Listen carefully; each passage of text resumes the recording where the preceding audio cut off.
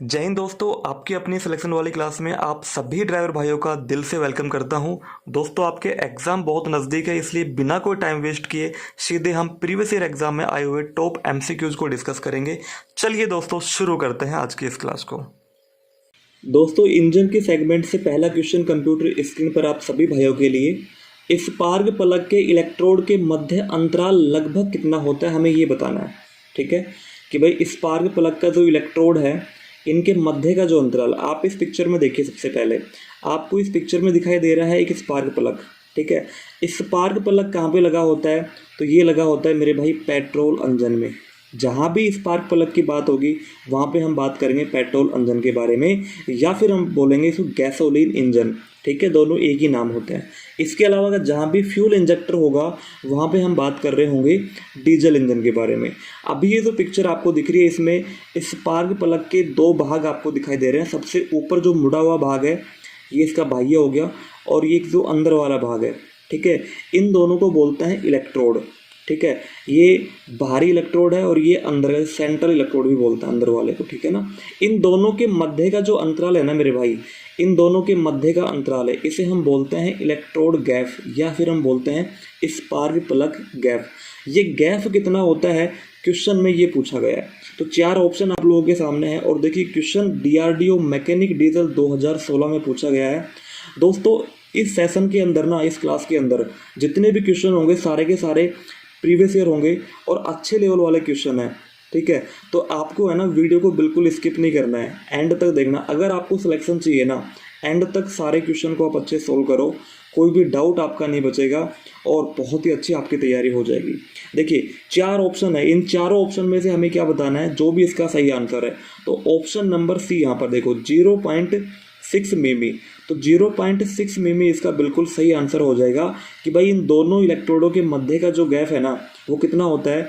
वो होता है मेरे भाई 0.6 मिमी। अब इसके बारे में और जानो। देखो, स्पार्क प्लग के इलेक्ट्रोड के मध्य अंतराल लगभग कितना होगा? 0.6 मिमी होगा। सेंट्रल इलेक्ट्रोड के बीच गैप को हम क्या बोलते हैं? स्पार्क प्लग गैप बोलते हैं। ग्राउंड इलेक्ट्रोड को मोड़कर यह गैप को समायोजित करता है। सबसे ऊपर वाला जो भाग है ना, ये इसको क्या बोल रहे हैं मेरे भाई? ग्राउंड इलेक्ट्रोड बोल रहे हैं। अच्छा, इन दोनों को तो मेजर करने का काम है। इन दोनों के मध्य का जो गैप है, उस गैप को मेजर किससे करते हैं? मापते किससे हैं? तो मापने वाला यंत्र कौन सा है मेरे भाई? वो हो जाएगा फिलर गेज। ठीक है, तो ये आपको अच्छे से याद रखना है। ये सेकंड पिक्चर आप देख रहे हो ना, इस पिक्चर में एक हाथ में तो क्या है? ये फिलर गेज हो गया, दूसरे हाथ में स्पार्क प्लग है। अच्छा, इन दोनों के बीच का जो गैप है वो कितना हो गया? 0.6 मिमी।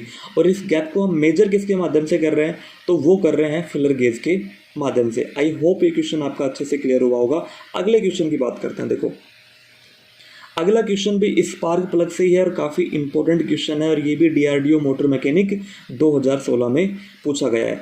देखो मेरे भाई, स्पार्क प्लग पर कितने वोल्ट का करंट पहुंचता है ना? स्पार्क प्लग को हम विद्युत स्पार्क प्लग बोलते हैं, और ये जो करंट पहुंचता है वो पहुंचता है बैटरी के माध्यम से। ठीक है, और मैंने कल वाली क्लास में आपको ये बताया था, अगर कोई पेट्रोल गाड़ी है जहाँ पे स्पार्क प्लग का यूज कर रहे हैं, और अगर बैटरी ख़राब हो जाए, उसकी बैटरी डिस्चार्ज हो जाए, बैटरी काम ना करे, बेकार हो जाए बैटरी, तो गाड़ी आपकी स्टार्ट नहीं होगी। नहीं होने का रीज़न ये था कि जो इग्निशन सिस्टम होता है वो होता है विद्युत स्पार्क प्लग के द्वारा होता है, क्योंकि जब तक करंट नहीं जाएगा तो स्पार्क प्लग चिंगारी नहीं छोड़ेगा। चिंगारी अगर नहीं छोड़ेगा, सिलेंडर में दहन प्रक्रिया नहीं होगी, तो गाड़ी स्टार्ट नहीं होगी, है ना? तो ये रीज़न आपको समझ में आ गया होगा।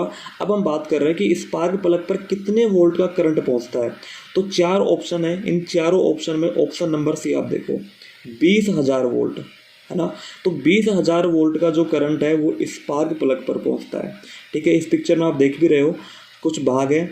ठीक है, सबसे आगे वाला जो भाग है, जो नीचे सिलेंडर में होता है, उसे हम बोलते हैं इलेक्ट्रोड। ठीक है, इसके भी दो भाग है, सेंट्रल इलेक्ट्रोड जो अंदर वाला भाग है, और एक बाहर वाला भाग। ठीक है, अच्छा, ये जो आप देख रहे हो इसे बोलते हैं गैसकेट। ठीक है, इसके अलावा एक सेरेमिक इंसुलेटर लगा होता है, और जो सबसे स्टार्टिंग में होता है देखो, वो होता है कनेक्टर या प्लग वायर। यहाँ से वायर जुड़ी होती है, ठीक है, और वो जाती है डिस्ट्रीब्यूटर में। आगे हम डिस्ट्रीब्यूटर की भी बात करेंगे, और अदर जो इम्पोर्टेंट जो पार्ट है उनकी भी डिस्कस करेंगे। देखो, इसके बारे में और जानते हैं। स्पार्क प्लग पर एक तो 20,000 का वोल्ट का करंट पहुंचता है, और अगर हीट रेंज के अनुसार बात करें तो मेरे भाई स्पार्क प्लग होते हैं दो प्रकार के। कौन कौन से प्रकार है वो? सबसे पहला तो हो गया कि हॉट स्पार्क प्लग और एक होता है कोल्ड स्पार्क प्लग, है ना। बहुत आसान है, आप अच्छे से याद भी कर लेंगे कि भाई हीट रेंज के अनुसार स्पार्क प्लग दो प्रकार के होंगे, एक तो होगा हॉट स्पार्क और एक होगा कोल्ड, है ना। चलिए अगले क्वेश्चन को देखते हैं। काफ़ी अच्छा क्वेश्चन है, फायरिंग ऑर्डर से रिलेट करता हुआ क्वेश्चन है। कल की क्लास में हमने फायरिंग ऑर्डर को डिस्कस किया था, आज इसके बारे में थोड़ा और जानते हैं। देखो, मल्टी सिलेंडर इंजन में निम्नलिखित कारण से निश्चित फायरिंग ऑर्डर होता है, ठीक है। जो भी मल्टी सिलेंडर मतलब दो या दो से अधिक सिलेंडर जिस भी इंजन में होंगे उसे हम बोलेंगे मल्टी सिलेंडर इंजन, ठीक है। इसके अलावा इसमें क्या पूछ रहा है कि निश्चित फायरिंग ऑर्डर क्यों होता है ना, वो चीज़ हमें यहाँ पे बतानी है। ऑप्शन ए को आप देखिए, इंजन के रख रखाव को सरल बनाने के लिए। ये तो भाई बिल्कुल नहीं होगा, है ना, इसका फायरिंग ऑर्डर से कोई भी लेना देना नहीं है। ईंधन की खपत को कम करने के लिए भी नहीं होगा। ऑप्शन नंबर सी आप देखिए मेरे भाई, इंजन के कंपन को कम करने के लिए। इंजन में जो कंपन होगी ना, जब इंजन वर्क करेगा, ठीक है, तो उसमें जो कंपन होगी, जो वाइब्रेशन होगी, उन वाइब्रेशन को कम करने के लिए। इसके अलावा जो घर्षण होता है, ठीक है, उस घर्षण को या जो भी टूट फूट होती है ना, उन सबको कम करने के लिए एक निश्चित फायरिंग ऑर्डर होता है सिलेंडर के अंदर, ठीक है। आप देख भी रहे हो कंपन को कम होने में, ठीक है, या फिर इंजन में जो घर्षण या टूट फूट है उसे कम करने में एक निश्चित फायरिंग ऑर्डर होता है। वो हर सिलेंडर में उसकी बनावट के अकॉर्डिंग वो अलग अलग होता है। मान के चलिए अगर कोई एक सिलेंडर इंजन तो उसमें एक ही होगा, ठीक है। अगर कोई दो सिलेंडर इंजन है तो उसमें क्या होगा, फायरिंग ऑर्डर दो या एक भी हो सकता है, या फिर इसके अलावा एक या दो हो सकता है। अगर वहीं तीन सिलेंडर इंजन है तो इसमें एक तीन दो हो जाएगा। अगर चार सिलेंडर इंजन है तो 1432 या फिर 1342, ठीक है मेरे भाई। तो ये जो सिलेंडर की व्यवस्था होती है ना, उस व्यवस्था की अकॉर्डिंग इनका फायरिंग ऑर्डर अलग अलग वेरी करता है।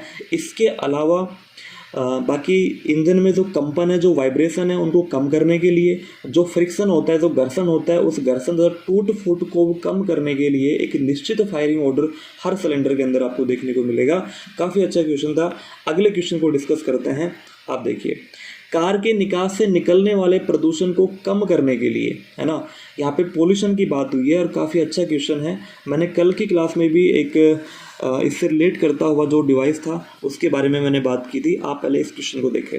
कार के निकास से निकलने वाले प्रदूषण को कम करने में, है ना, जो पोल्यूशन निकलेगा कार के, ठीक है, जब इंजन चलेगा, इंजन में दहन प्रक्रिया होगी, जली हुई गैसें बाहर निकलेगी, तो वो जली हुई जो गैसें होती है वो काफ़ी विषैली होती है, हानिकारक होती है अपने वायुमंडल के लिए। तो उस प्रदूषण को कम करने के लिए कुछ विशेष फिल्टर लगे होते हैं ना, जो आपका एग्जॉस्ट मैनिफोल्ड है, एग्जॉस्ट मैनिफोल्ड के जरिए साइलेंसर जुड़ा होता है, तो कुछ विशेष फिल्टर लगे होते हैं। वो फिल्टर क्या है?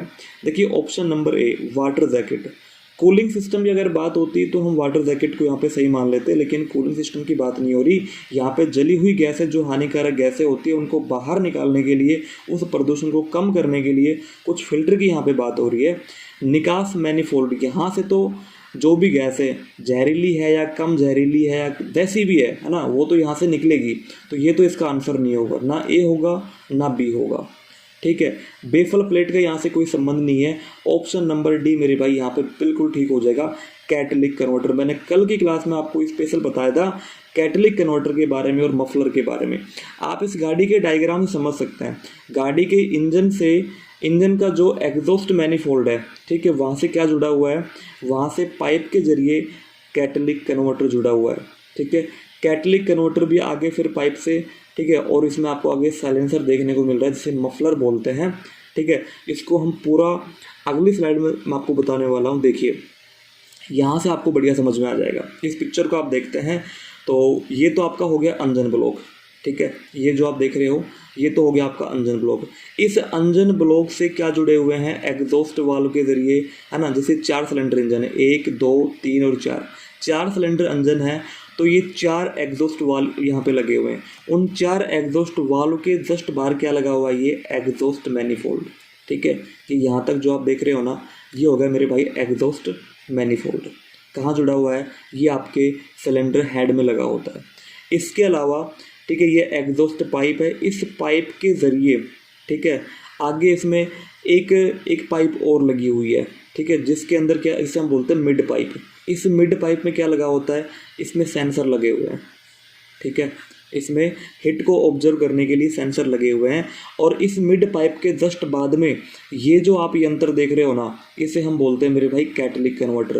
भाई इंजन के चलने से जो जली हुई गैसें होती है, जो हानिकारक, जो विषैली गैसें होती है, जो प्रदूषण के लिए ठीक नहीं है ना, सॉरी, जो वायुमंडल के लिए ठीक नहीं है, काफ़ी हानिकारक जो गैसें होती है, उन गैसों को कम विषैली करने के लिए या फिर उनको क्लीन करने के लिए देखो 3 लेयर का एक कैटलिक कन्वर्टर लगा हुआ है। कैटलिक कन्वर्टर काम क्या होता है कि हानिकारक जो विषैली गैसें होती है उनको क्लीन करना, उनको साफ़ करना, वायुमंडल के अकॉर्डिंग उनको उपयुक्त बनाना, क्योंकि ज़्यादा हानिकारक गैसें अगर वायुमंडल में सीधी जाएगी तो ओजोन परत का क्षरण होगा, साथ में जो एयर पोल्यूशन है वो बहुत ज़्यादा बढ़ जाएगा, ठीक है, जो मानव स्वास्थ्य के लिए भी खतरा है एक तरीके से। देखिए कैटलिक कन्वर्टर का आपको चीज़ समझ में आ गई, इसका जो मेन फंक्शन है। कैटलिक कन्वर्टर के बाद में क्या हुआ, आगे क्या जुड़ा हुआ है, आगे एक एग्जॉस्ट पाइप भी जुड़ी हुई है, ठीक है, और जस्ट इस पाइप के बाद में क्या, एक मफलर लगा हुआ है। आप या तो मफलर बोले या फिर आप इसे बोले साइलेंसर, ठीक है, साइलेंसर कहें या फिर आप इसे मफलर कहें।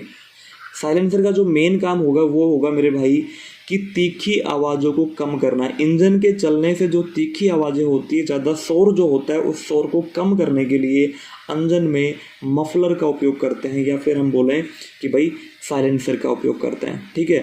तो 2 चीज़ें आप क्लियर हो गई, कैटलिक कन्वर्टर क्लियर हो गया, जली हुई गैसें, जो हानिकारक गैसें होती है उनको क्लीन करने के लिए, मफलर जो होता है वो तीखी आवाज़ों को कम करने के लिए। वेरी वेरी इंपॉर्टेंट है, दोनों में से एक क्वेश्चन पक्का एग्जाम में छपेगा, ये नोट कर लेना मेरे भाई, गलत नहीं होना चाहिए बस आप लोगों का ना। देखो अगले क्वेश्चन की बात करते हैं, बहुत ही अच्छा क्वेश्चन कंप्यूटर स्क्रीन पर आप सभी भाइयों के लिए। सभी फ्यूल इंजेक्शन पंपों द्वारा समान मात्रा में ईंधन सप्लाई करने के लिए आवश्यक सेटिंग कहलाता है ना। ये भी DRDO मोटर मैकेनिक 2016 में क्वेश्चन पूछा गया था। देखिए जो फ्यूल इंजेक्शन होता है ना, FIP, इसे हम बोलते हैं फ्यूल इंजेक्शन पंप, ठीक है। फ्यूल इंजेक्शन पंप कहाँ लगा होता है, तो ये आपको पता होना चाहिए।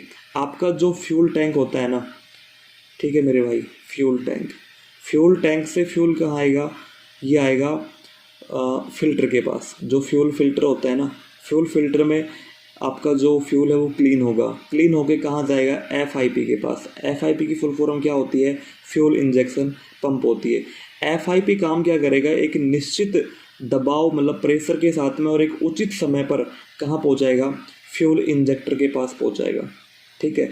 तो ये होता है आपका फ्यूल इंजेक्शन पंप।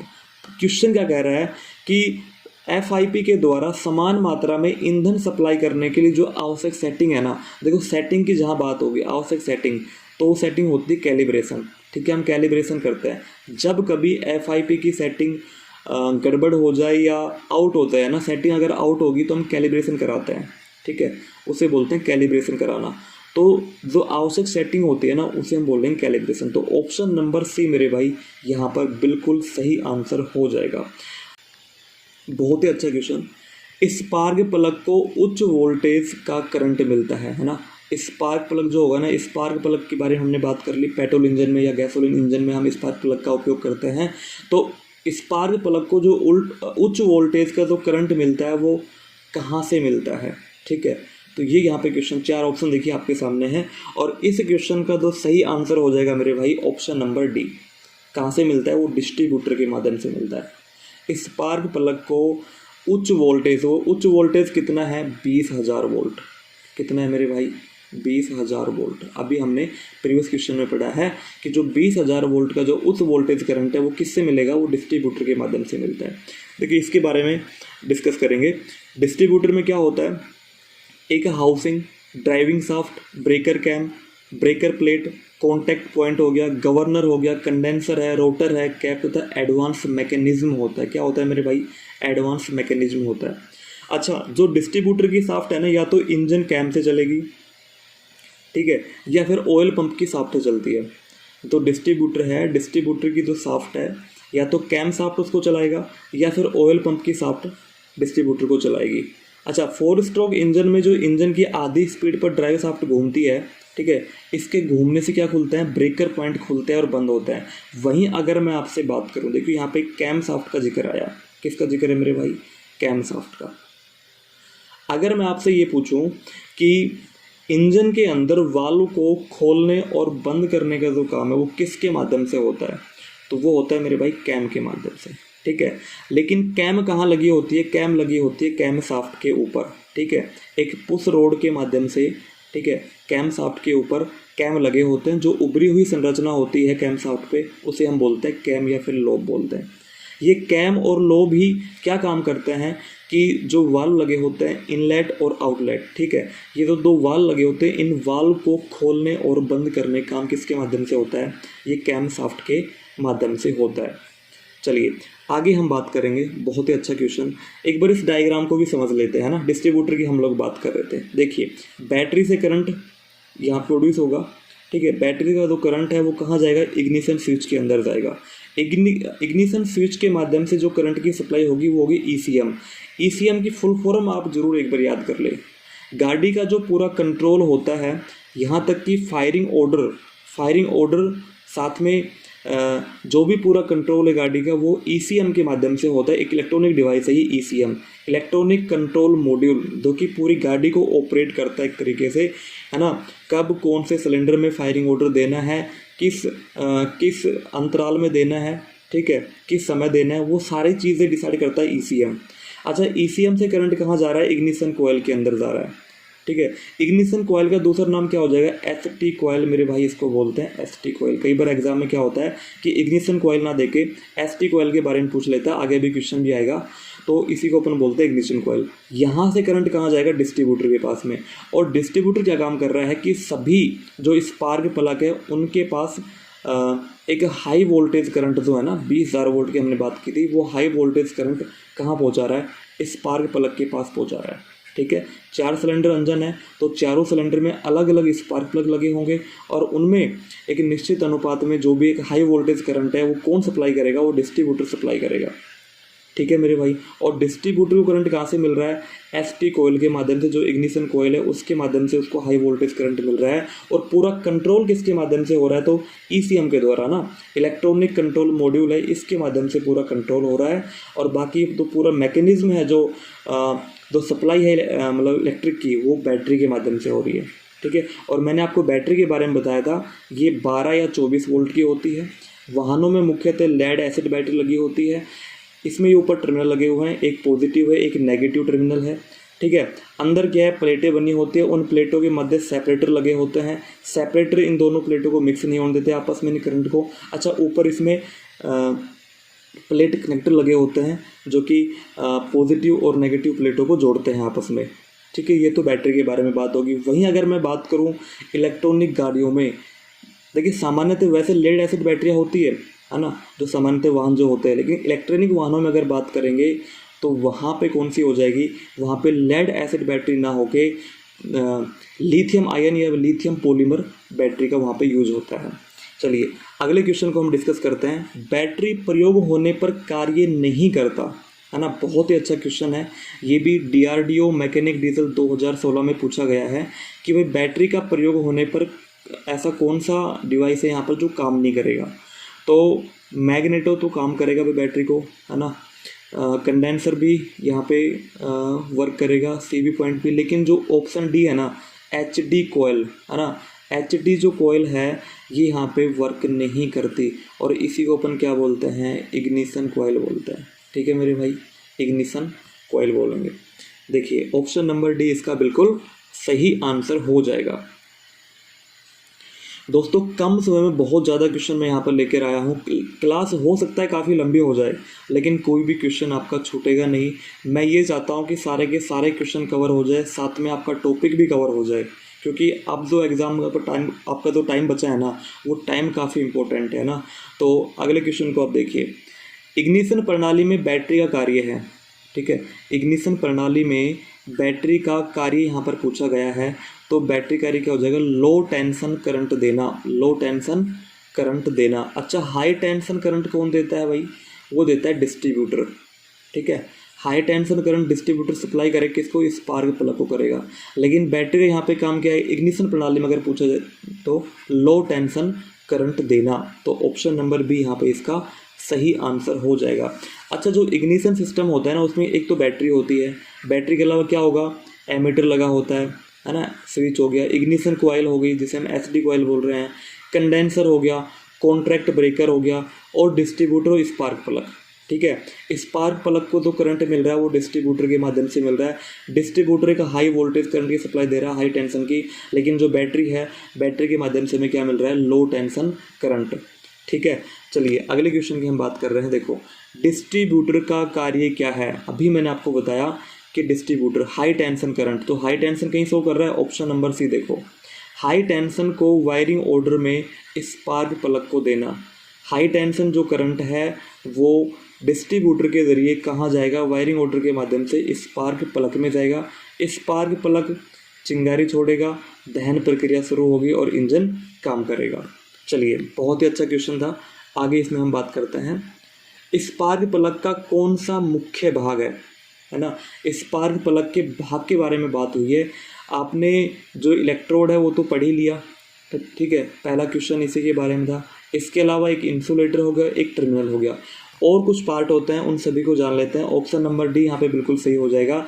इसके अलावा क्या क्या होता है स्पार्क प्लग में, ठीक है, एक तो हो गया मेरे भाई इंसुलेटर, इंसुलेटर हो गया, टर्मिनल हो गया, सेंट्रल इलेक्ट्रोड हो गया, ग्राउंड इलेक्ट्रोड हो गया, गैसकेट वॉशर हो गया, और एक सीलिंग रिंग हो गई। ठीक है मेरे भाई, ये जो है ना टर्मिनल, ये सबसे बाहरी भाग होता है, ठीक है, जहाँ से वायर लगी होती है, और वो वायर कहाँ जाएगी, वो वायर जाएगी सीधे डिस्ट्रीब्यूटर में। ठीक है, डिस्ट्रीब्यूटर से करंट आएगा वायर के माध्यम से सीधे इन टर्मिनल के ऊपर, जो आप यहाँ पर देख सकते हो। ठीक है, ये जो टर्मिनल जो नट बना हुआ है ना, यहाँ पे सीधा करंट आता है। ठीक है जी, यहाँ पे कोरुगेशन भाग हो गया।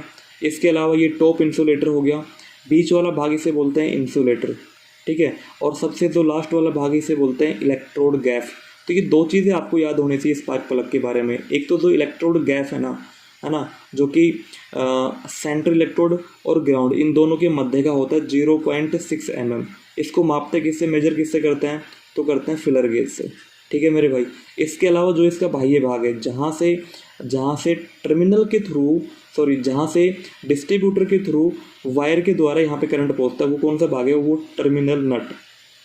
बस इतना याद कर लेना, बाकी आपको कुछ याद करने की जरूरत नहीं पड़ेगी। अगले क्वेश्चन को डिस्कस करते हैं, काफ़ी अच्छा क्वेश्चन। देखो, एक डीजल इंजन में ईंधन को इंजेक्ट किया जाता है, एक डीजल इंजन में ईंधन को इंजेक्ट किया जाता है ना। आपने डीजल इंजन और पेट्रोल इंजन के बारे में पढ़ा होगा। तो डीजल इंजन में भी क्या होता है, 2 स्ट्रोक एंड 4 स्ट्रोक इंजन होते हैं, और पेट्रोल के अंदर भी 2 स्ट्रोक एंड 4 स्ट्रोक होते हैं। तो यहाँ पे स्ट्रोक की बात हुई है, यहाँ पे बात हुई है पावर स्ट्रोक, क्योंकि ईंधन को इंजेक्ट करना मतलब कि पावर स्ट्रोक, ठीक है, जो कि सबसे पावरफुल होता है ना। पावर स्ट्रोक की यहाँ पे बात हुई है। तो पावर स्ट्रोक काम कब करता है, जब आपका कंप्रेशन स्ट्रोक पूरा होने वाला हो। जैसे ही कंप्रेशन स्ट्रोक पूरा होगा, है ना, पावर स्ट्रोक के थ्रू दहन प्रक्रिया शुरू हो जाएगी। तो ऑप्शन नंबर यहाँ पे कौन सा हो जाएगा, देखिए, कंप्रेशन स्ट्रोक के अंत से पहले, बिल्कुल हाँ, option number C. Option number C मेरे भाई यहाँ पे बिल्कुल सही हो जाएगा, कंप्रेशन स्ट्रोक के अंत से पहले। देखो, वास्तविक रूप से एक डीजल इंजन में ईंधन को इंजेक्ट कंप्रेशन स्ट्रोक के अंत से पहले किया जाता है। इस समय जो पिस्टन की जो सिचुएशन होगी, जो स्थिति होगी, वो कहाँ पर होगी, वो टीडीसी पर पहुँचने वाला होगा। ठीक है, और ये क्या होता है, टॉप डेड सेंटर। ठीक है, सिलेंडर के अंदर पिस्टन का सबसे प्रारंभिक बिंदु, जहाँ तक पिस्टन ऊपर जा पाएगा, वो क्या है, वो टीडीसी है। ठीक है, और वो अंतिम बिंदु क्या बोलेंगे, उसे बोलेंगे बीडीसी, बॉटम डेड सेंटर। और जब टीडीसी से बीडीसी अगर जाता है पिस्टन, तो एक स्ट्रोक पूरा करता है, उसे क्या बोलते हैं, एक स्ट्रोक बोलते हैं। ठीक है मेरे भाई, और इसी के आधार पर 4 स्ट्रोक, जैसे कि सक्शन स्ट्रोक जिसके थ्रू एयर अंदर आएगी, कंप्रेशन जो अंदर एयर आई है उस पर दबाव बने, कंप्रेस होगी, और तीसरा जो स्ट्रोक है पावर स्ट्रोक, दहन प्रक्रिया शुरू हो जाएगी, विस्फोट होगा सिलेंडर के अंदर, है ना। और चौथा जो स्ट्रोक है उसे हम बोलते हैं एग्जॉस्ट स्ट्रोक, या उसे निकास स्ट्रोक बोलते हैं हिंदी में। उसके थ्रू जली हुई गैसें सिलेंडर से बाहर निकल जाएगी। तो ये 4 स्ट्रोक हो गए। अच्छा, यहाँ पे क्या बोल रहा है ये कि सिलेंडर के दहन कक्ष का आयतन कम हो जाता है, ठीक है। जिस समय अब ये कंप्रेशन स्ट्रोक टीडीसी पर पहुंचने वाला होता है या फिर जो इसका अंतिम समय होता है, उस समय क्या होगा कि सिलेंडर के दहन कक्ष का आयतन कम हो जाएगा। और आयतन से मेरे भाई आपको याद होना चाहिए कि एक तो होता है क्लियरेंस वॉल्यूम, एक होता है स्वेप्ट वॉल्यूम, ठीक है। जब पिस्टन टीडीसी के ऊपर है ना, जब पिस्टन टीडीसी के ऊपर यहाँ पर है, ठीक है, और ये आपका क्या है, सिलेंडर है, और बीच में क्या है, बीच में होगी दहन प्रक्रिया। तो जब आपका पिस्टन टीडीसी से, टीडीसी के ऊपर का जो स्थान है ना जो बच गया, उसे हम बोल रहे हैं क्लियरेंस वॉल्यूम। और पिस्टन टीडीसी से और बीडीसी तक जब गति करेगा, है ना, तो इन दोनों के बीच का जो भाग है ना, जो बीच का जो भाग कवर होगा, उसे हम बोलेंगे स्वेप्ट वॉल्यूम। तो ये 2 क्वेश्चन एग्जाम में कई बार आते हैं, काफ़ी इंपॉर्टेंट है, आपको पता होना चाहिए। क्लियरेंस वॉल्यूम तो वो हो जाएगा जो टीडीसी से ऊपर का भाग होगा, जो हिस्सा बच गया ना दहन प्रक्रिया के लिए, है ना, जहाँ जो दहन कक्ष होता है वो होगा अपना क्लियरेंस वॉल्यूम, टीडीसी से ऊपर का भाग।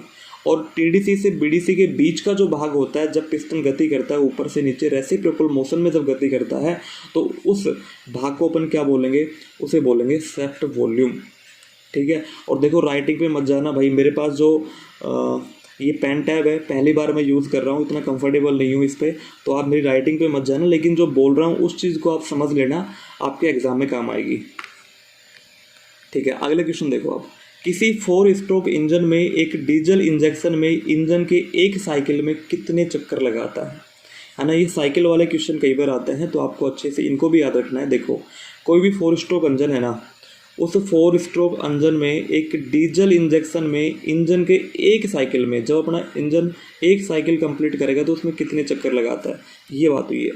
इसका आंसर देखिए ऑप्शन नंबर डी, ठीक है। किसी 4 स्ट्रोक इंजन में डीजल के एक इंजेक्शन में इंजन के एक साइकिल में क्रैंक शाफ्ट 2 चक्कर लगाता है, ठीक है। इंजन का जो एक साइकिल होगा, उस एक साइकिल में क्रैंक शाफ्ट के 2 चक्कर लग रहे हैं, और इन 2 चक्कर में 4 स्ट्रोक पूरे हो रहे हैं। और वो 4 स्ट्रोक कौन कौन से हैं, सक्शन हो गया, एयर अंदर आएगी, कंप्रेस होगा, दबाव बढ़ेगा, तीसरा अपना हो गया यहाँ पे वर्किंग, जिसे हम पावर स्ट्रोक बोलते हैं ना, सबसे पावरफुल होता है ये। और इसके अलावा जली हुई गैसें बाहर निकल जाएगी एग्जॉस्ट स्ट्रोक के माध्यम से। तो इंजन के एक साइकिल में क्रैंक शाफ्ट के 2 चक्कर, ये क्वेश्चन यहाँ से कई बार एग्जाम में पूछा गया है, मैंने पहले करवाया भी आप सभी को, कि जब इंजन का एक साइकिल पूरा होगा तो क्रैंक शाफ्ट अपने 2 चक्कर पूरे कर चुकी होगी, ठीक है। लेकिन यहाँ पर देखो, एक डीजल इंजेक्शन में इंजन के एक साइकिल में कितने चक्कर लगाता है, तो यहाँ पे 2 चक्कर। भाई क्रैंक शाफ्ट यहाँ पे कितने चक्कर लगाएगी, 2 चक्कर लगाएगी। तो ऑप्शन नंबर डी मेरे भाई बिल्कुल यहाँ पे सही आंसर हो जाएगा। दोस्तों जितनी मैं क्लासें यहाँ पे ले रहा हूँ, उन सभी क्लासेस की PDF आपको पता है टेलीग्राम चैनल पर मिलती है। साथ में किरण पब्लिकेशन के प्रैक्टिस सेट मैंने ऑलरेडी वहाँ पे डाल दिए हैं, है ना। कल या परसों में सारे के सारे जो 20 प्रैक्टिस सेट है वो कंप्लीट मैं अपलोड करने वाला हूँ। इसके अलावा जो 15 से 20 और जो अलग अलग पब्लिकेशन के प्रैक्टिस सेट है वो भी मैं यहाँ पे डालने वाला हूँ। आपके एग्ज़ाम तक कम से कम 50 प्रैक्टिस सेट मैं आपको प्रोवाइड करा दूंगा, लगभग 5000 क्वेश्चन। अगर वो आप 2 से 3 बार निकाल लेते हो तो आपको सक्सेस होने में कोई मतलब रोकने वाला हुआ ही नहीं, ये मान लो, ठीक है। अगर वो प्रैक्टिस सेट अगर आप निकाल लेते हो तो आपको कामयाब होने से कोई नहीं रोक सकता, ठीक है मेरे भाई। अच्छे से मेहनत करनी है, शिद्दत से मेहनत करनी है और मन लगा के मेहनत करनी है, क्योंकि अब ये जो लड़ाई लड़ रहे हो ना, ये खुद से लड़ रहे हो मेरे भाई। और जब लड़ाई खुद से हो, अपने आप से हो, तो कहते हैं कि हमेशा जीतना चाहिए, ठीक है, हमेशा जीतना चाहिए। ये लड़ाई हमारी खुद से है, अपने आप से है, हमारे सपनों की लड़ाई है। 1 महीना जो बचा है, 1.25 महीना जो बचा है, ये जो टाइम है ना काफ़ी इम्पोर्टेंट है, और ये टाइम ही हमारी वर्दी को तय करेगा, सिलेक्शन को तय करेगा, ये तय करेगा कि हमें वर्दी मिलेगी या नहीं मिलेगी। क्योंकि आपकी जो तैयारी है ना, अब जो आप तैयारी करोगे, मैं कह रहा हूँ कि 1 महीना भी तैयारी करने के लिए बहुत होता है। ऐसे ऐसे लोग हैं जिन्होंने 1 महीना तैयारी की और सिलेक्शन निकाल दिया। बहुत जल्द मिलवाने वाला हूँ मैं ऐसे लोगों से, ठीक है। आपका मोटिवेशन बढ़ेगा उन लोगों से, वो शेयर करेंगे उन लोगों ने कैसे तैयारी की थी, ठीक है। जब वो लोग कर सकते हैं ना, तो मेरे भाई आप भी कर सकते हो, ठीक है। जितना कंटेंट मैं आपको दे रहा हूँ आप मुझसे पढ़िए। इसके अलावा जहाँ भी आपको ठीक लगता है आप कहीं से भी तैयारी करें, लेकिन तैयारी होनी चाहिए, अच्छी वाली तैयारी होनी चाहिए। जिस दिन आप एग्ज़ाम में बैठे हो ना, अंदर से ये आवाज़ आनी चाहिए कि बिल्कुल हाँ मैं कर सकता हूँ, यस आई कैन डू, है ना। अंदर से आप कॉन्फिडेंट होने चाहिए, अंदर से दुख दुख नहीं होनी चाहिए। जब आप एग्ज़ाम हॉल में बैठो तो ये होना चाहिए कि हाँ क्वेश्चन चाहे कहीं से भी आ जाए, मेरा पढ़ा हुआ है। अगर पेपर टफ आएगा तो सबके लिए टफ है, अकेले आपके लिए नहीं है कि नहीं। तो तैयारी आपको हिसाब से करनी है कि चाहे पेपर कहीं कैसा भी बने, इजी बनेगा तो सबके लिए इजी बन रहा है, हार्ड बनेगा तो सबके लिए हार्ड बन रहा है। लेकिन आपका जो कंटेंट है, आपके जो टॉपिक है, उन टॉपिक में कोई कमी नहीं होनी चाहिए। वो अच्छे से तैयार कर लो, जहाँ से आपको जो मैटर मिले। लगभग जो इंजन का मैटर है वो तो मैं आपको प्रोवाइड करा ही दूंगा। इसके अलावा जो मैथ रीजनिंग वगैरह वो आप देख लेना कहीं से भी। लेकिन लास्ट के 1 वीक या 2 वीक में उसका भी जुगाड़ मैं आपको बताने वाला हूँ। बस वो 4-5 वीडियो देख लेना, पूरा मैथ कवर हो जाएगा, रीजनिंग कवर हो जाएगी। इसके अलावा रही बात जीके की, तो उसको हम डिस्कस करेंगे। कुछ इंपॉर्टेंट चीज़ें वो लेके आऊँगा मैं आप सभी लोगों के लिए। लेकिन फिलहाल ये क्लास काफ़ी लंबी हो जाएगी अगर मैं ऐसी बात की। तो क्वेश्चन की बात करते हैं सीधा। देखो, डीजल इंजन में इंजेक्टर चलाया जाता है। डीजल इंजन में इंजेक्टर चलाया जाता है किसके माध्यम से होता है भाई? ये option number C, camshaft के द्वारा। डीजल इंजन में जो इंजेक्टर चलाया जाता है वो कैम शाफ्ट के द्वारा, ठीक है। कैम शाफ्ट को मोशन क्रैंक शाफ्ट के द्वारा प्राप्त होती है। कैम शाफ्ट किससे चलती है मेरे भाई? वो क्रैंक शाफ्ट के माध्यम से, ठीक है। और कैम शाफ्ट के द्वारा ही फ्यूल पंप भी चलाए जाते हैं। ऑलरेडी ये सारे क्वेश्चन मैं करवा चुका हूँ, है ना। 2 से 3 बार रिवाइज करवा दिए मैंने। कैम शाफ्ट को मोशन मिले क्रैंक शाफ्ट के थ्रू। क्रैंक शाफ्ट जो होती है वो कहाँ लगी होती है? वो लगी होती है कनेक्टिंग रोड से जुड़ी होती है, ठीक है। क्रैंक शाफ्ट के ऊपर ही आपका फ्लाई व्हील होता है, ठीक है। फ्लाई व्हील के जस्ट आगे आपका क्लिच लगी होगी, क्लिच से फिर आगे आपका ब्रेक वो गियर सिस्टम होता है, ठीक है। गियर सिस्टम से आगे ट्रांसमिशन सिस्टम होता है, ठीक है। तो ये सब चीज़ें ऑलरेडी मैं करवा चुका हूँ। आप जितनी भी मैंने डाल रखी है ना वीडियो, आप एक बार उन सभी वीडियो को देखिए अच्छे से, है ना। एक बार देखे, दोबारा देखे, तीसरी बार देखे, बार बार उनका रिवीजन करें। आप रिवीजन करोगे, लिखने की जरूरत नहीं है, सारे क्वेश्चन माइंड में सेट हो जाएंगे, है ना। एक बार बेसिक फंडामेंटल आपका क्लियर हुआ इंजन के प्रति, इनके जो टेक्निकल टर्म्स है वो क्लियर हुई, उसके बाद कहीं से भी क्वेश्चन आ जाए, कुछ क्वेश्चन आपको मिलेंगे समझ के आधार पे, है ना। तो वो गलत नहीं होने चाहिए। वो तभी गलत नहीं होंगे जब आप अच्छे से तैयारी करोगे। अगला क्वेश्चन देखिए मेरे भाई, निम्नलिखित में से कौन सा इंजेक्टर का कार्य नहीं है? ठीक है, इंजेक्टर के बारे में आपको पता है। इंजेक्टर जो होता है डीजल इंजन में लगा होता है, ठीक है मेरे भाई। तो डीजल इंजन में इंजेक्टर लगा होता है, उसका कार्य कौन सा नहीं है? छिड़के गए डीजल को जलाना, यही नहीं है। फिर तो ऑप्शन नंबर ए हो जाएगा, है ना। उच्च दाब पर गैस से भरे सिलेंडर में प्रवेश करने के लिए डीजल को बाध्य करना, ठीक बात है भाई। सिलेंडर में नन्हे कणों के रूप में प्रवेश करने से डीजल को रोक देना, ये भी ठीक बात है। अति उच्च ताप को सहन करते हुए सिलेंडर के भीतर काम करना, बिल्कुल ठीक बात है। तो ऑप्शन नंबर ए इसका गलत हो जाएगा। बाकी जो ये 3 ऑप्शन है ना, ये तीनों के तीनों क्या है? इंजेक्टर का ही काम है, ठीक है। ये इंजेक्टर की विशेषता है, ठीक है। तो ऑप्शन नंबर ए इसका सही आंसर हो जाएगा, और बाकी ये तीनों गलत हो जाएंगे क्योंकि इसमें नहीं पूछा है ना। 1-2 क्वेश्चन मेरे भाई आपको ऐसे मिलेंगे जहाँ पे नहीं पूछा गया और आप टिक कर आओगे सही वाले पे, है ना। तो इस नहीं का जरूर याद रखना आप। चलो, डीजल इंजन की अधिकतम और न्यूनतम गति को व्यवस्थित रखने के लिए निम्नलिखित में से किसका उपयोग करेंगे? बट डीजल इंजन की जो अधिकतम और न्यूनतम गति है ना, उस गति को व्यवस्थित रखने के लिए हम किसका उपयोग करेंगे, ये हमें बताना। तो ऑप्शन नंबर बी देखो मेरे भाई, गवर्नर, ठीक है। गवर्नर काम क्या करता है? वैसे भी गवर्नर राज्यपाल को बोलते हैं, ठीक है, राज्यपाल को बोलते हैं। और वो पूरे स्टेट में क्या होता है? पूरे स्टेट का फर्स्ट पर्सन होता है वो, ठीक है। जैसे पूरे देश का कौन होता है? राष्ट्रपति होता है, ठीक है।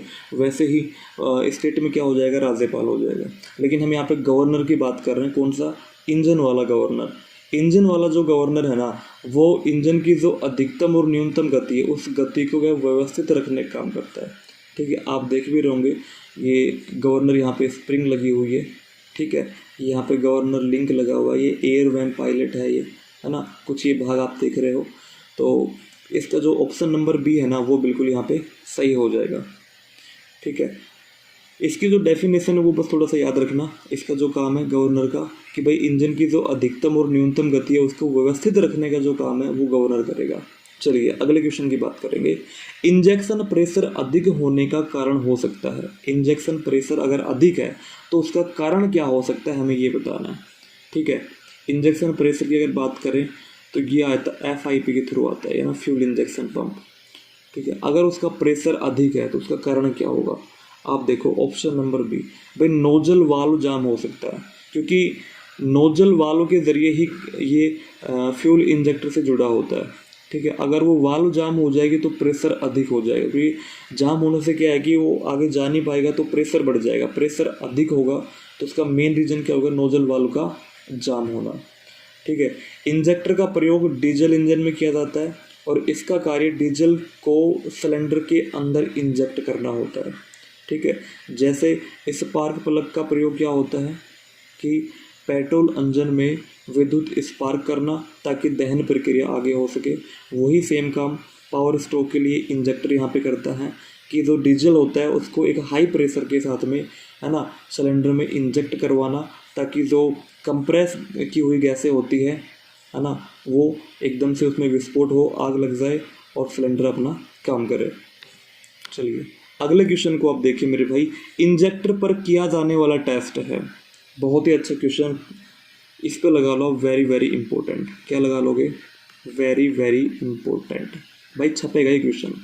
ठीक है, मैंने कई जगह इसको देखा है, काफ़ी एग्जाम में जो प्रीवियस ईयर पेपर हुए हुए हैं, है ना, उनमें काफ़ी जगह मैंने देखा है। तो इंजेक्टर पर किया जाने वाला जो टेस्ट है ना, या तो हो सकता है कोई भी इनमें से एक ऑप्शन देके आपसे पूछ ले कौन सा टेस्ट होगा, लेकिन यहाँ पे तीनों ही टेस्ट ठीक है। लीक टेस्ट भी करते हैं, प्रेशर टेस्ट भी करते हैं और स्प्रे टेस्ट भी करते हैं। भाई कहीं से लीक तो नहीं हो रहा, अगर कहीं से लीक होगा तो पूरा प्रेशर पहुँच नहीं पाएगा, तो लीक टेस्ट करेंगे। प्रेशर का मतलब ये अगर हाई प्रेशर नहीं जाएगा तो अच्छे से दहन प्रक्रिया नहीं हो पाएगी, है ना, तो इसका प्रेशर टेस्ट भी करते हैं। और स्प्रे आप देखो इस पिक्चर में देख रहे होगे, एक तो सीधी स्प्रे आ रही है, एक फैलती हुई आ रही है। ठीक है, तो ये जो आप देख लो गुड क्वालिटी, ये बिल्कुल यहाँ पे ठीक है, इसका प्रेशर भी ठीक है, इसका स्प्रे भी ठीक है और कहीं लीकेज भी नहीं है।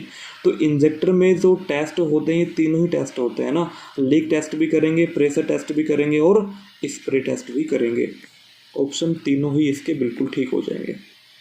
आगे देखो मेरे भाई, डीजल इंजन में हवा को चार्ज किया जाता है ना। क्वेश्चन बड़ा आसान है लेकिन लैंग्वेज थोड़ी सी घुमा दी गई है, तो आपके साथ भी ऐसा होने वाला है क्योंकि बोर्ड एग्जाम लेगा। और एक बात हमेशा ध्यान रखना, पेपर हमेशा फेल होने के लिए बनाया जाता है, ना कि पास होने के लिए। 2 लाख की जो भीड़ है उसमें से 1400 कुछ वैकेंसी, 1411 जो है ना, वही बच्चे सेलेक्ट होने हैं और बाकी जो बच गए वो बाहर होने हैं। तो ये लगा लो कि पेपर हमेशा बच्चों को फेल करने के लिए बनाया जाता है। आपको तैयारी कैसे करनी है कि उस फेल वाली कैटेगरी से पास वाली कैटेगरी में आना है। ठीक है, और ये सत्य है, बाकी सब बच्चे बाहर होंगे और ये मानना पड़ेगा आपको। इसलिए तैयारी करने के लिए ना अभी भी पूरा टाइम है। अगर अभी आप नहीं जागे हो, कहीं कोई कम मतलब गलती कर रहे हो तो उस गलती में सुधार करो। एक भटकाव आपके अंदर बिल्कुल नहीं होना चाहिए, जो भटकाव होता है ना बच्चों में वो बिल्कुल नहीं होना चाहिए। ठीक है, क्योंकि अंत में क्या होता है कि एक प्रेशर हो जाता है। जैसे एग्ज़ाम डेट नज़दीक आई, 21 अक्टूबर को पेपर होना है, या देखते 1 महीना भी नहीं बचा, है ना, 15 दिन भी नहीं बचे, 20 दिन भी नहीं बचे, एक प्रेशर बढ़ जाता है। और उस प्रेशर में हम जो काम की चीज़ें हैं ना वो तो नहीं पढ़ते, लेकिन कोई कुछ भी पढ़ा रहा है बस वो पढ़ लेंगे, उससे क्या होगा, हमारा टाइम वेस्ट होगा। तो आपको चीज़ों को चुनाव करना है कि आप क्या पढ़े और क्या छोड़े, है ना। कभी फुर्सत से बात करेंगे इस टॉपिक के ऊपर भी, बहुत जल्द एक प्लानिंग लेके आऊँगा। जब आपका 1 महीना सही बचेगा ना, तो उस 1 महीने में सिर्फ क्या पढ़े, है ना, सिर्फ वो ही पढ़ना है और मेरे भाई सिलेक्शन हो जाएगा, ये मैं आपको विश्वास दिलाता हूँ। आप क्वेश्चन को देखें, डीजल इंजन में हवा को चार्ज करेंगे तो हवा जो एंटर करेगी मेरे भाई डीजल इंजन में, वो कहाँ से करेगी, वो करेगी इनलेट वाल्व के जरिए। ठीक है, इनलेट वाल्व होंगे, क्या आई, हवा आई। ठीक है, और ये होता है एक एग्जॉस्ट वाल्व, यहाँ से क्या होगा, हवा बाहर होगी, मतलब निकास। तो हवा चार्ज कहाँ से हो रही है, तो इनलेट वाल्व के ज़रिए हो रही है। ठीक है, तो ऑप्शन नंबर ए यहाँ पे ठीक हो जाएगा। और आउटलेट वाल्व जो होता है जली हुई गैसों को सिलेंडर से बाहर निकालने के लिए होता है।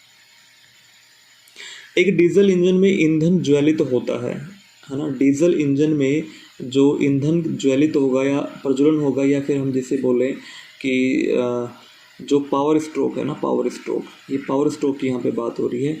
ठीक है, तो वो किसके माध्यम से होता है, तो वो हो जाएगा चिंगारी। तो देखो स्पार्क प्लग के थ्रू होगा, जो कि पेट्रोल इंजन में होता है, आप सभी को पता है। अंतःक्षेपित्र ये नहीं होगा, दहन का में तो होता ही है, लेकिन ये इसका सही आंसर नहीं है। तो ऑप्शन नंबर डी, दहन के लिए सप्लाई की गई वायु के संपीड़न से प्राप्त ऊष्मा द्वारा, ठीक है, ईंधन क्या होगा, ज्वलित होगा। लेकिन किसके माध्यम से होगा, फ्यूल इंजेक्टर के माध्यम से। कौन सा स्ट्रोक है ये पावर स्ट्रोक है भाई, है ना। तो ये सब चीज़ें आपको याद होनी चाहिए।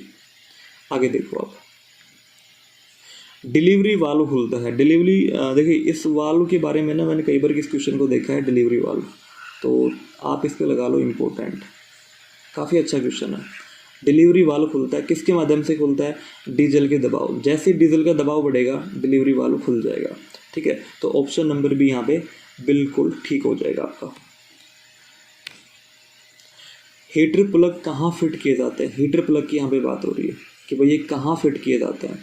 गवर्नर में होते हैं, कंबसन चैम्बर में होते हैं, फ्यूल इंजेक्शन में, या फिर स्पिंडल में। देखिए, आपने सुना होगा कि जब कभी सर्दी के मौसम में गाड़ी मतलब स्टार्ट नहीं होती है ना, तो क्या होता है, हीटर प्लग को ऑन करते हैं। हीटर प्लग के ऑन होने से क्या होगा, गाड़ी को जो एक निश्चित टेम्परेचर चाहिए होता है स्टार्ट होने के लिए, उस टेम्परेचर पर गाड़ी स्टार्ट हो जाती है। तो ये कहाँ फिट होते हैं, तो ये होंगे मेरे भाई ऑप्शन नंबर बी, देखो, कंबसन चैम्बर के अंदर, ठीक है, जहाँ दहन कक्ष होता है ना। इस कंबसन चैम्बर को क्या बोलते हैं, दहन कक्ष बोलते हैं, ठीक है।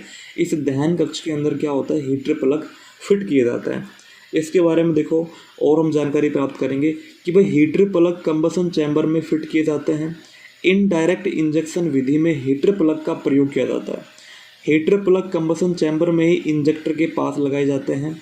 जब इंजन बहुत ठंडा होता है तो बैटरी के करंट द्वारा ना, बैटरी के करंट द्वारा स्विच ऑन करके प्लग को गर्म किया जाता है, जिससे कंबसन चैम्बर का जो तापक्रम है वो बढ़ जाएगा। उस समय इंजन को क्रैंकिंग किया जाता है, जिससे कंबसन चैम्बर में फ्यूल मतलब जो डीजल है उसका स्प्रे होते ही वह जल जाता है और इंजन तुरंत स्टार्ट हो जाता है, ठीक है ना। ये चीज़ आपको समझ में आ गई होगी कि इंजन को स्टार्ट होने के लिए एक निश्चित तापक्रम चाहिए होता है, ठीक है। तो उस निश्चित तापक्रम पर जब इंजन सर्दी के मौसम में नहीं होता है तो हीटर प्लग को ऑन करके उस टेम्परेचर को बनाया जाता है। उस टेम्परेचर पर पहुंच जाने के बाद जैसे ही हम इग्निशन की जो ऑन करेंगे और सेलअप लेंगे तो गाड़ी स्टार्ट हो जाएगी। तो ये चीज़ आपको समझ में आ गई होगी मेरे भाई। आज गला साथ नहीं दे रहा है, थोड़ा सा आपको मैनेज करना पड़ेगा, कुछ चीज़ें बीच में मिक्स भी हो रही होगी, है ना, गले की वजह से। तो लेकिन क्लास आना बहुत ज़रूरी था ये, इसलिए मगर कुछ भी हो जाए लेकिन क्लास आनी चाहिए। तो आप लोगों के लिए क्लास हमेशा आती रहेगी, आप बेफिक्र रहो, चाहे तबीयत कैसी भी हो। डीजल की अनियमित सप्लाई का कारण हो सकता है। डीजल की जो अनियमित सप्लाई है, अगर ज़्यादा आवश्यकता के अनुसार अगर ज़्यादा सप्लाई हो रही है डीजल की, तो उसके कौन कौन से कारण हो सकता है वो हमें यहाँ पे बताना है। उन कारणों में देखिए, एयर लॉक हो गया, गंदा फिल्टर हो गया, टैपिट रोलर घिसा होना, ये तीनों ही ऑप्शन ठीक है मेरे भाई यहाँ पे ना। एयर लॉक होगा तो भी अनियमित सप्लाई होगी, गंदा फिल्टर अगर यूज़ हो रहा है तो भी, टैपिट अगर रोलर घिसा हुआ है तो भी, है ना। उपरोक्त सभी सही है, ऑप्शन नंबर डी यहाँ पे सही हो जाएगा। अगले क्वेश्चन देखिए, न्यूमेटिक गवर्नर के साथ इनलेट मैनिफोल्ड में लगी होती है। न्यूमेटिक गवर्नर के साथ ना इनलेट मैनिफोल्ड में क्या लगी होती है, नोजल लगी होती है, बटरफ्लाई होती है, प्लंजर या स्प्रिंग। तो ये तीनों गलत हो जाएंगे मेरे भाई, ऑप्शन नंबर बी यहाँ पे सही हो जाएगा, प्लंजर लगा होता है। जो न्यूमेटिक गवर्नर होता है उसके साथ जो इनलेट मैनिफोल्ड है ना, इनलेट मैनिफोल्ड का मतलब क्या होगा, जो इनलेट वाल्व लगे होते हैं, इनलेट वाल्व के जस्ट बाहर की तरफ इनलेट मैनिफोल्ड होता है। और इनलेट मैनिफोल्ड कहाँ जुड़ा होगा, ये आपके होगा एयर क्लीनर से जुड़ा होता है, ठीक है, जहाँ से एयर क्लीन होके सिलेंडर के अंदर आती है। तो वहाँ पे क्या लगा होगा, वहाँ पे प्लंजर होगा, ठीक है ना। ऑप्शन नंबर बी यहाँ पे सही हो जाएगा। चलिए, गवर्नर के द्वारा इंजन के फ्यूल को नियंत्रित किया जाता है, ठीक है मेरे भाई। तो ये चीज़ आपको एक नई सीखने को मिली होगी। इसके अलावा देखो, ब्लीडिंग क्या होती है, वेरी वेरी इंपॉर्टेंट, छपेगा भाई, लगा लो यहाँ पे, क्या छपेगा, ब्लीडिंग क्या होती है। ब्लीडिंग होती है मेरे भाई जब डीजल सिस्टम में डीजल फंसी हवा को बाहर निकाल देना। कई बार क्या होता है कि गाड़ी आप चला रहे हो, फ्यूल ख़त्म हो गया, गाड़ी ने हवा ले गई। जब गाड़ी हवा ले जाएगी तो क्या होगा, उस हवा को निकालने के लिए, है ना, जो टेक्निक होती है ना, उस टेक्निक को बोलते हैं ब्लीडिंग।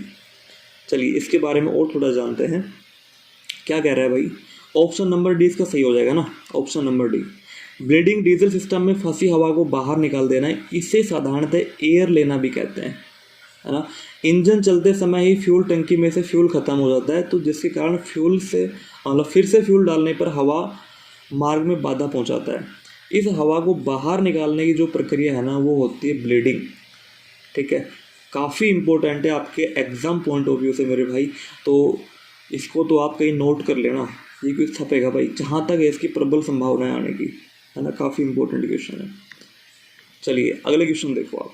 डीजल इंजन में डीजल का प्रक्षेपण जो इंजेक्शन है वो प्रारंभ होता है, वो कहाँ से होता है भाई? बीडीसी पर होता है, टीडीसी पर होता है, या फिर बीडीसी के बाद होता है, या फिर ठीक टीडीसी पर होता है? तो हमें इन चारों ऑप्शन में से क्या बताना है कि डीजल इंजन में डीजल का जो प्रक्षेपण है, वो इंजेक्शन है ना, वो प्रारंभ कब होता है। यहाँ भी देखो पावर स्ट्रोक की बात हुई है। किसकी बात हुई है? पावर स्ट्रोक की। और पावर स्ट्रोक कब होता है? जब कंप्रेशन स्ट्रोक ख़त्म होने वाला हो। ठीक है, कंप्रेशन स्ट्रोक में क्या होता है कि जो पिस्टन है वो नीचे से मतलब बीडीसी से टीडीसी की तरफ जाएगा, और जैसे ही टीडीसी पर पहुंचेगा, है ना, जो पावर स्ट्रोक है वो काम कर देगा अपना।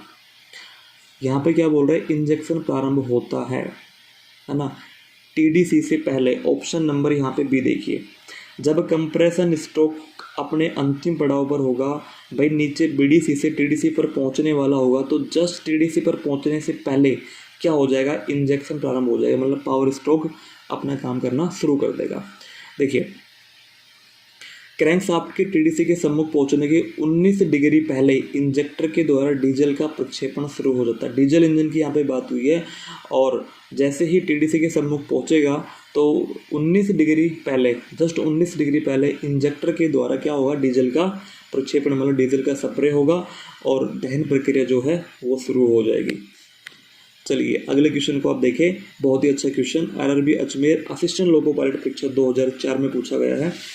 डीजल इंजन की जो अधिकतम और न्यूनतम गति को व्यवस्थित करने के लिए निम्नलिखित में से किसका उपयोग करेंगे?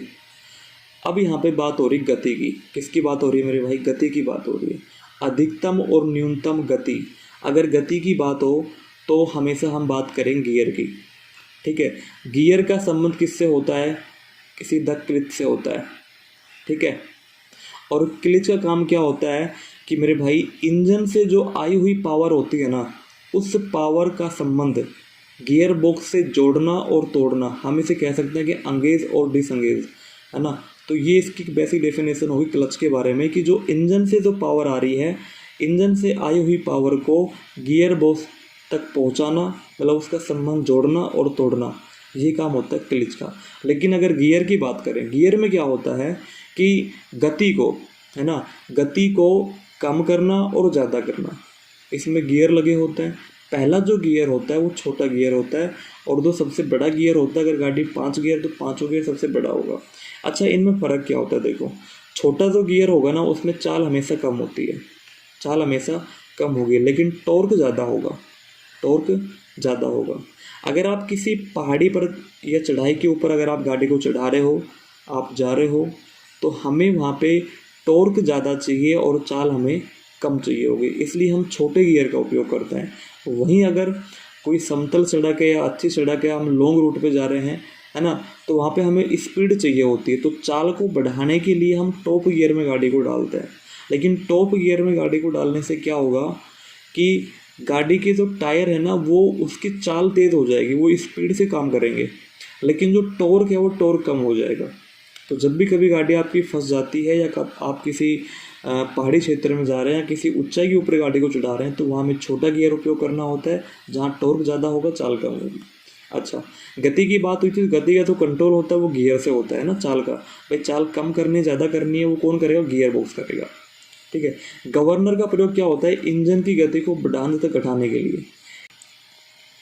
अगले क्वेश्चन को देखिए मेरे भाई, काफ़ी अच्छा क्वेश्चन है। यदि किसी स्पार्क प्लग में ज्वलन नहीं होता है तो इसका संभावित कारण क्या होगा? अगर किसी स्पार्क प्लग में ज्वलन नहीं हो रहा, ठीक है, तो उसका कारण क्या हो सकता है? आप कई बार देखते हैं, आप गाड़ी में सेलअप लगाते हैं, लेकिन गाड़ी सेलअप, जैसे बाइक की बात करें, है ना, खूब आपने किक लगाया लेकिन गाड़ी स्टार्ट नहीं हो रही आपकी, फिर आप क्या करते हो? स्पार्क प्लग को खोलते हो, है ना, उसके ऊपर जो कार्बन जम जाता है उसकी प्लग के ऊपर, उसकी जो टिप होती है, देखो ये तो सामने टिप है, ठीक है, ये जो सामने का जो हिस्सा है, तो यहाँ पर जो कार्बन जम जाता है, उस कार्बन को जैसे ही आप साफ करोगे और फिर दोबारा से लगाओगे तो गाड़ी आपकी स्टार्ट हो जाएगी। तो यहाँ पे वही सेम क्वेश्चन है, यदि स्पार्क प्लग में ज्वलन नहीं हो रहा है, चिंगारी अगर वो नहीं छोड़ रहा है, अगर स्पार्क नहीं कर रहा है, तो क्या होगा कि रीज़न यहाँ पे बताना है हमें। तो ऑप्शन नंबर बी आप देखिए, स्पार्क प्लग की जो टिप है उस पर कार्बन का जमा होना। तो ऑप्शन नंबर बी यहाँ पे सही हो जाएगा। इसके साथ में कुछ संभावित कारण भी है, जैसे कार्बन जमा, ये तो हमने पढ़ ही लिया। इसके अलावा स्पार्क प्लग का वायर कटा होना। अगर स्पार्क प्लग की वायर कटी हुई है ना, तो वो जो करंट होता है, इलेक्ट्रिसिटी, वो पहुंच नहीं पाएगी, तो स्पार्क नहीं करेगा। ठीक है। सेंटर इलेक्ट्रोड और ग्राउंड इलेक्ट्रोड के बीच का गैप सही नहीं होना, पर मैंने आपको बताया था कि पहले क्वेश्चन में इसके गैप को हम नापते हैं फिलर गेज के माध्यम से। ठीक है। फिलर कितना होता है, ये 0.6 मिमी होता है। 0.6 मिमी इन दोनों के बीच का गैप होता है। अगर वो गैप सही नहीं है ना, तो भी स्पार्क नहीं करेगा, ज्वलन नहीं होगा। करंट के लीक करने से भी स्पार्क पैदा नहीं होता। अगर कहीं से भी करंट लीक कर रहा है तो भी स्पार्क नहीं होगा। तो इसके अलावा जो ये 4 चीज़ें आपने पढ़ी है, ये चारों ही इम्पोर्टेंट है, इसका आपको पता होना चाहिए। आगे आप देखिए, पेट्रोल का ज्वलन गुण निम्नलिखित द्वारा व्यक्त किया जाता है। पेट्रोल का जो ज्वलन गुण है वो किसके द्वारा व्यक्त किया जाएगा? तो जब भी मेरे भाई पेट्रोल की बात हो तो आपके माइंड में सिर्फ एक बात याद होनी चाहिए, ऑक्टेन नंबर। ठीक है। अगर डीजल की बात करेंगे तो वहाँ पे होता है सीटेन नंबर। ठीक है। अगर पेट्रोल या गैसोलीन की बात करेंगे तो वहाँ पे ऑक्टेन नंबर हो जाएगा। ठीक है। होता क्या है उसके बारे में देखो पढ़ते हैं। पेट्रोल का ज्वलन गुण ऑक्टेन नंबर द्वारा व्यक्त करेंगे। पेट्रोल उड़नशील होता है, इस गुण के कारण इंजन स्टार्ट होने में काफ़ी आसानी होती है। पेट्रोल का ऑक्टेन मतलब सही ज़्यादा होने पर इंजन नॉकिंग नहीं करता है। अगर पेट्रोल का तो ऑक्टेन नंबर अगर वो सही होगा, ज़्यादा होगा, तो इंजन आपका नॉकिंग नहीं करेगा, है ना। और आपको याद रखना है मेरे भाई, पेट्रोल का जो ज्वलन गुण है, जो उसको हम मापते हैं ऑक्टेन संख्या में, उसको मेजर करते हैं ऑक्टेन संख्या में। वहीं अगर डीजल इंजन है तो हम सीटेन संख्या की बात करेंगे। आगे देखो, डीजल ईंधन का जो सीटेन नंबर है निम्नलिखित में से किसका माप है ना। ये यहाँ पे ईंधन की बात हो रही है, ना कि इंजन की बात हो रही है मेरे भाई। ठीक है। तो ईंधन की बात है, ईंधन का जो सीटेन नंबर है ना, वो किसका माप है? ईंधन की जलने की सरलता। अगर सीटेन नंबर ज़्यादा है, सीटेन नंबर प्रॉपर है, तो जो ईंधन को जलने की सरलता है ना, वो सही होगी। ईंधन सही मात्रा में जलेगा, जल्दी जलेगा। अगर वो सीटेन नंबर कम है तो जो डीजल है वो देर में मतलब जलेगा, उसकी जो जलने की सरलता है वो कम होगी, है ना। तो यहाँ पे ऑप्शन नंबर डी यहाँ पे बिल्कुल सही हो जाएगा। देखिए, डीजल ईंधन का सीटेन नंबर तात्पर्य क्या है कि फ्यूल के जलने की सरलता। सबसे अच्छा फ्यूल वह होता है जो शीघ्रता से और समान रूप से जलता है। इसकी दर एक स्केल से नापी जाती है जिसे सीटेन रेटिंग बोलते हैं। डीजल फ्यूल का सीटेन नंबर उसके जलने का गुण है। जब डीजल को कंबसन चैम्बर में भेजते हैं तो वहाँ वाष्पीकरण होता है और फिर जलता है। यह डीजल की सीटेन नंबर पर आधारित होती है। ठीक है मेरे भाई, तो आई होप ये चीज़ें आपको समझ आई होगी। डीजल ईंधन का जो सीटेन नंबर है उसके बारे में, और पेट्रोल ईंधन जो होता है या गैसोलीन जो ईंधन होता है उसका ऑक्टेन नंबर। आगे आप देखो, पिस्टन एवं फ्लाई व्हील की गति के संबंध में एक आईसी इंजन में वाल्व के खुलने और बंद होने को कहते हैं। ठीक है। पिस्टन एवं फ्लाई व्हील में जो इनकी गति होती है, इनके संबंध में जो इंटरनल कंबसन इंजन होता है, आईसी इंजन होता है, वाल्व के खुलने और बंद होने को हम बोलते हैं मेरे भाई वाल्व टाइमिंग। ठीक है। क्या बोलेंगे? Option number B, valve timing बोलेंगे कि भाई किस टाइम पर वाल्व खुलेगा और किस टाइम पर वाल्व बंद होगा, इसे हम प्रॉपर वाल्व टाइमिंग बोलते हैं। तो ऑप्शन नंबर 20 का सही हो जाएगा। एक निश्चित समय अर्थात क्रैंक शाफ्ट के एक निश्चित कोण पर खुलना तथा बंद होना जरूरी होता है, जिसके लिए टाइमिंग गियर का उपयोग किया जाता है। वाल्व का सही समय पर खुलना वाल्व टाइमिंग कहलाता है। ठीक है। और वाल्व जो मैकेनिज्म होता है वो कैम शाफ्ट के द्वारा ऑपरेट होता है। ठीक है मेरे भाई, ये आपको याद होना चाहिए कि वाल्व जो मैकेनिज्म है वो कैम शाफ्ट के द्वारा ऑपरेट होगा। और कैम शाफ्ट के ऊपर जो कैम लगे होते हैं, जिसको हम लोब बोलते हैं ना, लोब या फिर कैम, ठीक है, वो क्या करेंगे? वाल्व को खोलने और बंद करने का काम करेंगे। दोस्तों, उम्मीद करता हूँ ये चीज़ें आपको समझ आ रही है ना। पीडीएफ आपको टेलीग्राम चैनल से मिल जाएगी। अगर ये मेरी मेहनत पसंद आ रही है ना, तो एक बार प्यारा सा लाइक ज़रूर कर दे। और दोस्तों, जो मैं मेहनत कर रहा हूँ ना, वो सफल तभी होगी जब आप लोग कामयाब हो जाएंगे। ठीक है। अगर आप सच में सपोर्ट करना चाहते हैं तो बस वीडियो को एक बार सभी जो एजुकेशनल ग्रुप है उनमें एक बार शेयर कर दीजिए अच्छे से, ताकि हमें मोटिवेशन मिले, क्योंकि जब चैनल पर रेस्पॉन्स अच्छा होगा ना मेरे भाई, तो हमें भी काम करने में मज़ा आता है। आज मैं पूरी मेहनत करता हूँ आप सब लोगों के लिए, इसलिए कर रहा हूँ ताकि आप अपने मकसद में काम हो जाए। आप अपनी तैयारी में जो आप तैयारी कर रहे हैं 10 साल के बाद जो ये भर्ती आई है ना, अब ये जो मौका मिला है ना, अब ये मौका जाना नहीं चाहिए हाथ से। अगर आप मेरे से तैयारी कर रहे हो तो ये मौका हाथ से जाना नहीं चाहिए। कम से कम 50 प्रैक्टिस सेट देने वाला हूँ, अच्छे अच्छे जो पब्लिकेशन है ना उनके देने वाला हूँ। अब लास्ट का जो ये 1 महीना बचेगा, प्रैक्टिस सेट लगाने हैं, उनमें दबा के लगाने हैं, क्योंकि प्रैक्टिस सेट लगाने से ही आपके सारे डाउट भी क्लियर हो जाएंगे, आपकी जो एक्यूरेसी है वो भी ठीक हो जाएगी। एक सही समय में सही पेपर करना वही एक अच्छी तैयारी होती है। ठीक है मेरे भाई, तो वीडियो काफ़ी लंबी हो रही है, तो जल्दी से हम क्वेश्चन को कंप्लीट करते हैं। एक इंजन में फायरिंग क्रम है ना, एक इंजन में फायरिंग क्रम निर्भर करे किसके ऊपर करेगा भाई? अरेंजमेंट ऑफ सिलेंडर, सिलेंडर की जो व्यवस्था होती है ना, जो बेलन की व्यवस्था होती है उसके आधार पर, बिल्कुल ये सही बात है ना, उसकी जो व्यवस्था होगी उसके आधार पर ये निर्भर करेगा। क्रैंक शाफ्ट की अभिकल्पना है ना, जो क्रैंक शाफ्ट का डिज़ाइन होगा उसके ऊपर भी निर्भर करता है। नंबर ऑफ सिलेंडर, अगर कोई 2 सिलेंडर है, 4 है, 6 सिलेंडर है, तो उसका फायरिंग जो ऑर्डर है वो उसके अकॉर्डिंग निर्भर करेगा। तो ये तीनों ही ऑप्शन मेरे भाई यहाँ पे बिल्कुल ठीक हो गए, तो ऑप्शन नंबर डी उक्त सभी यहाँ पर सही हो जाएगा। चलिए अगले क्वेश्चन को देखते हैं, काफ़ी इंपॉर्टेंट क्वेश्चन है। इंटरनल कंबसन इंजन में इनलेट वाल्व के साइज आउटलेट वाल्व के साइज से छोटे होंगे या बड़े होंगे? मैंने पिक्चर यहाँ पे डाल दी है, आप देख सकते हो। ये तो एग्जॉस्ट वाल्व हो गया और ये इनटेक वाल्व है। जहाँ से हवा आएगी वो वाल्व कैसा है मेरे भाई? वो वाल्व है बड़ा, ठीक है। और जहाँ से जली हुई गैसें बाहर निकलेगी वो कैसा है? वो छोटा है। तो ये क्या बोल रहा है कि इनलेट वाल्व का size as comparison of outlet valve भाई बड़ा हो जाएगा, ठीक है। क्या हो जाएगा? बड़ा हो जाएगा। ऑप्शन नंबर बी यहाँ पर सही हो जाएगा।